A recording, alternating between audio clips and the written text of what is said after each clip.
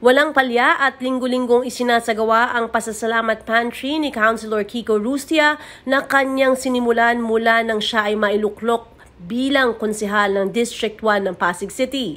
Ngayong Biyernes, katuwang ang kanyang asawa at founder ng Empower Her organization na si Cams Rustia, ipinagpatuloy ang proyekto sa Barangay Kalawaan kung saan humigit kumulang 500 kalawaenyo ang nakatanggap ng bigas.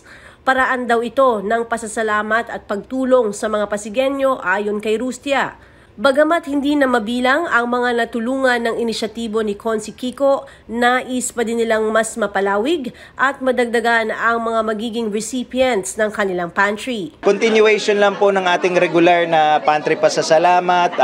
I'm sure marami ng pamilyar dito sa ginagawa natin. Isang purok sa isang barangay kada linggo. Isang munting paraan po ng aming munting opisina, ng aming mag-asawa na pasalamatan po ang mga Pasigenyo sa tiwala at pagkakataon na binigay nyo sa akin para mapaglingkuran po kayo. So this is just our small way of thanking the people dito po sa oportunidad na manilbihan dito sa lungsod natin. Nag-allot po tayo ng 400 kilos bale, no? Pero nagpapasobra din po tayo and paulit-ulit ko sinasabi bago mag-umpisa yung pantry, as much as gusto namin mabigyan lahat, talaga may set budget lang po kami kada linggo na kaya lang po namin ma-stretch, no? Pero ang ginagawa naman po namin, hindi man namin mabigyan lahat ngayon, bumabalik naman po kami. Yun nga lang, dahil may mga iba pa tayong barangay na iniikutan, so minsan po sa pangalawang balik na po natin nagagawa yung mabigyan yung mga hindi nabigyan dito sa ginawa natin. Sa palagay ko parang naging mission na rin po namin to dahil actually even before pa ho tayo naupo during the pandemic, may mga pantry na tayong ginagawa. Alam po natin yung kahirapan ng nakakarami sa atin and sa amin pong palagay namin mag-asawa, this is our small way nga of makatulong man lang. Hindi man ganun kalaki yung nabibigay namin.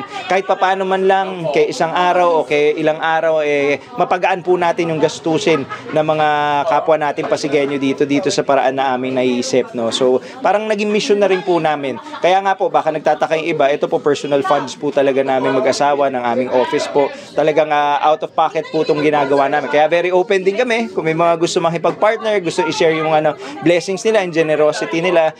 Pero most of the time po, if not all of the time, talagang kami po talaga yung nagsiset po ng pantry natin. Kaya talagang meron lang kami specific na budget na nagagalawang kada linggo. Pero hopefully, kahit po hindi ganun kadami nabibigyan natin, at least kahit pa paano naman yung nakatanggap, medyo na bago natin yung buhay nila kahit ilang araw lang or nakatulong man lang tayo.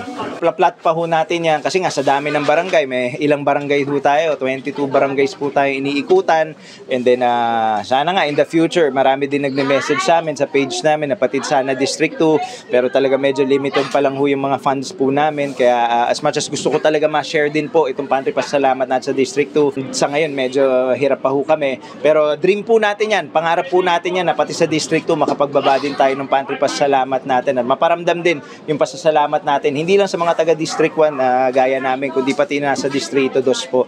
Pero yun nga, ipla-plot pa ho natin yan, i-identify lang natin yung mga hindi pa natin naiikutan. Pero ever since naman we started, lahat naman po ng barangay, ilang beses na natin naikutan. Pero dahil nga one purok, kada barangay, kada linggo lang, medyo marami pa tayong purok na hindi naiikutan. Huwag po sana kayo magtampo, pinipilit po talaga namin maikutan po lahat as much as possible. Medyo sinusurprise namin ang ginagawa kasi syempre ang ayaw naman natin is biglang magdagsaan or mga tao or biglang mag-expect yung kabilang purok na ba't dito lang sa purok na to. So usually we coordinate with the barangays naman po directly. Nalalaman po nila yan 2 days before, tas namimigay po tayo ng stub a day before or even ng umaga pa lang namimigay tayo ng stub para sa gayon din medyo makontrol din po natin. Again, gusto ko man mabigyan po lahat talaga, promise talaga, kung ako lang ang masusunod at kung may budget lang kami mag-asawa, yung office namin, gusto ko po mabigyan lahat, pero given na limited lang yung resources natin kada linggo, we can only manage po kung ano yung nabababa natin dito. Pero yun nga po, medyo surprise po. Abang-abang lang po kayo. Basta sigurado po makakaikot kami sa lahat ng barangay. Kami naman po hindi namin binibilang kung ilan yung nabibigay. Ang gusto ko pa nga, mas makabigay pa. Ang hangad lang po namin talaga hanggat sa abot na makakaya namin mabigyan lahat. Maraming salamat po sa pagkakataong binigay niyo sa akin. Paglingkuran po kayo. Pinag-iigihan po natin ang trabaho. I hope po itong munting paraan ng aming pasasalamat kahit papaano po maparamdam namin sa inyo ang aming sobrang pasasalamat po dito sa chance na binigay binigay nyo sa akin makapaglingkod dito sa lungsod natin. And I hope po, siguro call to action din po para sa mga kababayan natin dito sa Pasig na who are able, who are blessed, na i-share din natin yung mga blessings natin dun sa mga nangangailangan nating kapwa Pasigenyo. Masayang ibinahagi ng mga benepisyaryo na maiibsan ang kanilang gastusin ng ilang araw at dahil dito sila ay lubos na nagpapasalamat. Dahil din dito, kanilang nais na magpatuloy umano ang konsehal sa pagsiserbisyo publiko sa lungsod. Maganda po, kahit pa paano nakakasurvive yung mga tao ngayon, araw na to. Okay po siya sa akin. Siya naman, wala naman akong masasabi sa kanya eh. Kasi tumutulong naman siya. Sana tuloy-tuloy lang po niyang umano dito sa Pasig. Kasi wala po siya sa akin, lahat kaming pamilya, boto sa kanya. Nagpapasalamat po ako kay Kiko Rustia sa ibinigay niyang munting tulong para sa amin lahat. Naway maging maganda po ang ano niya at manalo uli siya sa susunod na eleksyon. Maraming salamat po!